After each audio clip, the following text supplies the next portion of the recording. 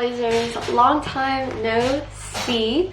Sorry this futon sorry this futon creaks a lot. I wanted to pop on here and give you guys some updates just about my life, where the podcast is headed, and just what the Lord's been doing. I already sat down to film this once, but honestly it just kind of went everywhere. I said a lot of things that I don't know, they just like didn't make sense to me, but just popping on really quick. If you follow me on my personal Instagram, you would already seen we have announced that my husband and I are expecting our first baby, so we're so excited. But it took a lot to get there. Like, I don't want to like just be like, yeah, we were so excited like as soon as we found out. Like, there's a lot of fear and just a lot of things that like go through your head when you have a baby. And I kind of just want to talk about like what the Lord's been teaching me through all of that, and you know, hopefully it ministers to some of you guys, and just an encouragement that like even when things that come into your life that like you did not plan for, doesn't mean that the Lord didn't. So essentially we've known for about 3 months, and we were crashing out the first like 4 weeks, like legit crashing out, thinking about all of the things you kind of go through this season, which I never heard anyone talk about this until we were really meeting with people face to face and talking about it. And some people probably were like, oh my gosh, how could you ever think that? And some of you guys will probably think that even still. But when Hunter and I found out, we were kind of on the line anyways of having our own kids. And so I don't say all of that to say that like we don't want our kid. I'm not gonna like, I'm not here to say that like we don't want to, like, I don't know, like I don't want anyone to have the like bad assumption that like we're unhappy, because we're really not. We're super excited, but the initial thoughts were just like, kids are a big deal, and not in a way that's like, oh my gosh, our whole life is gonna flip upside down. It was just like, you have to give up so much, and you shepherd a child for like 18 years before, you know, and like really to me, I think that you shepherd a child until they're 16, and then they make their own decisions, and then you're there when they ask, because 16 is when they get their first taste of freedom, and they can either abide by what you taught them or not. And so with all of that, I genuinely was scared out of my mind, because I'll kind of give a backstory. When Hunter and I first got engaged, my initial thoughts, I literally, you can hear it in the video that he took, I literally was like, are you joking? Like, are you kidding? Because in my head, it didn't make sense why anyone would marry me. And the first thing that went through my head was just like, I'm not worthy of being a wife. And in that same way, when I saw the pregnancy test, I was like, I am not worthy of being a mom. Like, there's no way. I never thought I'd be married. I never thought I'd be a mom. So what is this? And the Lord has just been so sweet in that, like, in that doubt and in that like confusion and just like, I don't even know, uneasiness. And that's just been like the biggest battle, is like a lot of times that the Lord calls us to stuff and we feel super unworthy, right? Like, I mean, gosh, like I ended up in the hospital, which is like a pretty normal, I would say it's like a normal thing. I wouldn't say it's like completely abnormal. Most pregnant women like end up in the hospital, dehydrated, all these things. I had a horrible first trimester. But I'm finally on medication, so that's really keeps me optimistic. A lot of things have been a lot better. But I ended up in the hospital, and I remember puking my guts out right before we left. And I was just trying to keep an ice cube down. Like, I couldn't even keep water down or anything like that. I was just trying to like suck on ice and keep that down. And I remember looking at Hunter, he was reading Psalm 23 over me, I think. And I was like, I couldn't imagine how Jesus felt in the Garden of Gethsemane, whatever it is. And because that's literally what went through my head, was like, I'm sitting here begging God to take away my nausea for a child that is literally just depending on me and is taking all of my nutrients. But I'm asking him to stop making me feel sick when, like, Jesus literally asked God to let the cup of death pass him. You know what I mean? And so that was like the start of my frontal lobe basically developing in all of this, because after that night, one, I was more cognitive because I actually had some hydration in my system and I've been able to stay hydrated, and that's been such a big blessing. So I've just been a little more up and like able to think clearer. But that was when I started to be like, Lord, I really not given you a lot of grace back to how much grace you give me. Like, I'm always asking the Lord for, like, this trial to leave, or like, what does this trial even mean? I need clarity. I need to hear your voice. I never hear your voice. I'm struggling. Like, I don't want to do school, and I don't want to do this, and I hate doing that, but will you just get me through it? And I kind of forget how intimate it was for Jesus to beg God to let a cup pass from him, and how, like, it was such a big deal. Like, and even then God was like, I can't. I have to forsake you so I don't forsake them. And even though I felt forsaken when I was fighting for my life, I wasn't actually fighting for my life. Like, God had me in his hand the whole time and was watching me and was watching my baby that he gifted me and was keeping us safe, even though I felt like everything was ending. And I think that's a really big testament of, like, sometimes how dramatic we can get with the things that happen in our life. Like, yes, we're so valid to feel the things that we feel. I will always be an advocate for anyone's feelings. I really will be. I was talking to one of my ex-students about that the other day, about how a lot of times in the Christian world, we get really toxic with feelings. Like, we really do. We get really toxic about, like, well, you can't trust and rely on those things. And that's true. Like, I'm not, like, negating that. But a lot of times, like, our feelings are a big cue to the lies in which we're believing, and the truth that we're not holding on tight to. So when you're feeling things, go back and be like, what promise am I forgetting, you know? Or, like, what has the Lord said about that? Like, if I'm angry, what does the Lord say about my anger? If I'm hurting, what does the Lord say about hurting? If I am, like, frustrated and angry and bitter and upset and sad and whatever, all the words that I can think of, if I'm feeling worthless, just all of these things, there's a reason. And I don't need to negate that those feelings are there. If you're not a believer of feelings, like, unfortunately, I don't really think that you see God in his fullness. And I think that that's super toxic. And I think that that's a thing that a lot of people aren't met with. They're told, like, your feelings are unreliable. Yes, but God created them for a reason. So why would you negate them, you know? And so in all of that, and all of my feelings that I've had, and they've been some big feelings, let me tell you, instead of shying away from them, because in the beginning, like, before that night that I was like, I just can't imagine how Jesus felt, I was kind of running from the Lord with my feelings. Like, I was just kind of like, oh, I'm supposed to be happy about having a kid. Oh, I'm supposed to be so overjoyed in the Christian community because this is one of God's big blessings, and da-da-da-da-da, and all these things. And unfortunately, that was not my headspace, mine or my husband's.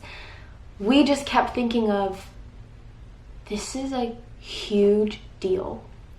This is a huge deal spiritually. I mean, like, you're literally, I'm birthing a life, and we are given the opportunity to teach our kids good and bad. That is a really, really, really big thing, especially when everyone sees good and bad different nowadays. And so we have to go and teach this child, our child, what objective truth is in a world that doesn't even believe in that. And so it's this, like, huge door of emotions and and just confusion, and asking the people around us who have kids and who have like are still walking through those same trenches, honestly and mentally, and just asking the Lord, like, what do we do with these feelings? Because to some people that we know, like, having a kid is the best thing that could ever happen to you, and it's all that you live for. And to me, like, it was never a life goal to get married, and it was never a life goal to be a mother. And I don't say that because for some people it is, and I think that's a really, really, really unique and cool place to be, because truthfully, I think there could be more people who want those things and deserve those things. For me, I never thought those things would happen. And this is a personal experience and a personal, like, story. I never thought those things would happen in my life, so those were not my life goals. I never thought I'd see 22. Like, everything that's been happening since I turned 22, it was 2 years ago, I've just kind of been like, well, Lord, I didn't even plan to make it past 21, so what do you have for me? I've always planned my whole life, and up until getting married, that plan has looked way different. And mind you, I got married at 20. I met Hunter, we got engaged when I was 19, and I got married by 20. And so, like, my whole life, I was just like, oh, I'm gonna, like, before me and Hunter got married, because we would, like, known each other. Before Hunter and I got married, I was like, oh, I'm just gonna be a counselor. I'm gonna be an advocate for veterans and all these things, and I'll probably move to Hawaii. I had so much money saved to go and move to Hawaii the month before Hunter and I started dating. So that just shows how God will do it. And I was like, I'm gonna move back to Hawaii, and I'm gonna work in a acai bowl place. I just think it's so funny looking back on my life now. I'm like, Lord, what was I thinking? Like, I was gonna live there for 5 years. I would be coming back like 2026 if that was the case. What was I thinking? And so I was gonna finish school, work in like a surf shop, acai bowl place, whatever I could do. Surf, make friends. I'd probably be friends with Mormons. Like, I don't even know what I would have done. And then I'd come back to the mainland and figure it out. So that went out the window the moment that Hunter was like, will you marry me? And since then, I thought I had my life planned. I thought I would be able to be like, okay, well, I'm gonna do this and I'm gonna do that. And it's been it's been a long road of nope, that's not what we're gonna do. And whether that be with the obvious thing, getting married, the second obvious thing, having a kid, the third obvious thing, I don't live in Hawaii, and then friendships. Like, I thought the people that were in my life at that time were going to be in my life for the rest of my life, and that's probably not the case anymore. In other ways, like with family, there are things in our family that happen and don't happen, and all of these things, expectations that, like, what I have been learning in my whole thing of all of this, and this is probably the biggest and one of the last things that I'll say is I pretty much wrap up, because there's not like a lot more to harp on. But when we surrender our expectations to the Lord, that's when He's actually able to do something with them. I only say that because that's literally what I've had to do the past almost 4 years. And it's not been an easy thing, and I'm not good at it. I have crazy control issues when it comes to the things in my life. I like things done a certain way. I like things done at a certain time. I like efficiency. I like things to be done well. And it has been soul crushing to have to let that go, because in my life there's not been a lot of control, and so those are the ways that I would control it. And if you relate to that, it's actually a really big relief when you don't try to control things. And I really say that as like I'm trying not to control things right now. But I can't control what tomorrow will look like. I can't control what's going to happen the next 30 minutes when I go and drive somewhere. That's just the truth. That's just the reality. I can't control any of that. And even more so, excuse me, even more than that, the Lord has just been showing me that, like, when you become a mother, you cannot control what every day looks like with your kid. You can give them a stable structure, but there will be new emotions, there will be new questions, there will be new things. And why do I think that I don't look the same to God when I come to Him? Every time I go to God, if God were just to be like, well, this is what every day is going to look like, Joshy, how ridiculous is that? There's no growth for mine in His relationship. Okay, Lord, I've constantly asked you how to be a better wife, and this and that and this and that and this and that. All right, Lord, I think I got this wife thing down. I'm going to read this. I got to nurture my husband this way. I have to communicate my feelings in this way. This is not how to do it because that's how they did it, and da-da-da-da-da-da. I'm breaking generational curses. What's next? You're asking me to be a mom? Well, God, what does that look like? You're asking me to change schools. You're asking me to change jobs. Like, you're asking me to change a relationship status. I'm not supposed to be with him. She's not supposed to be with me. Sometimes God, not even sometimes. I think I said this in my last video that I didn't like, but we have some awesome friends in our circle. They are people. They're the only people that I would ever trust with anything and everything in mine and Hunter's life. And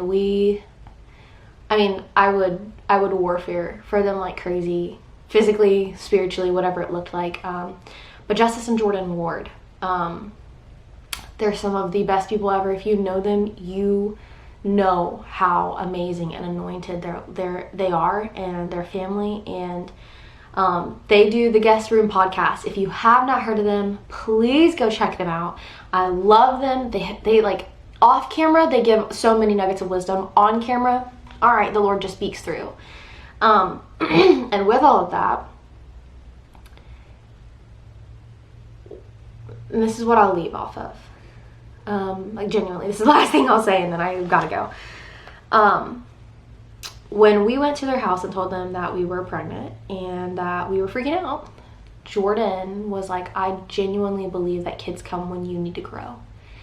And that basically made my frontal lobe develop, because now it's been a whole new perspective. And I don't think that just comes with kids. I think that anytime you are plateauing and growing, like, what's the word? It's not consistent. Growing, stale, if you will. There's another word for it. Complacent. I believe the Lord throws things in your life not to switch you up and make you spiral, but to propel you. To really, really, really propel you. To grow. Jeremiah 29:11. For I know the plans I have for you, says the Lord. Plans to prosper and grow you, not to harm you. That's a really big deal. And so, if that's where you are today, if you're also in a season of like, what the hey, Lord? Like, I thought that we were good. I thought that we were coasting. What is this? Be grateful that that's the next step into deeper intimacy with the Lord. And also, let yourself feel whatever you want. Just run back to the Lord in truth. But get excited for the growth to come. At least that's what I keep telling myself. So this was like a little more personal, like a kind of like a vlog, kind of like whatever, I don't know what you want to call it, podcast. But I just wanted to give you guys a really big update. I went MIA. I was not okay, guys. If Zofran was not a thing, I don't know where I would be today. Thank you, Lord, for doctors and medication. I apologize for being MIA and not saying anything, but also please pray for me and my husband as we figure out how to do this parenting thing. And even more so, the enemy's been crazy, and I kind of want to talk about that more next week. Just as I did in the last episode, like talking about how like the Lord has been calling me to talk about some bold and radical things, and I think it's time I start talking about those things. And here's the timing for it, because I really couldn't even sit behind a camera or anything before that. So that's all I got. Thank you guys so much for watching, and I love you guys.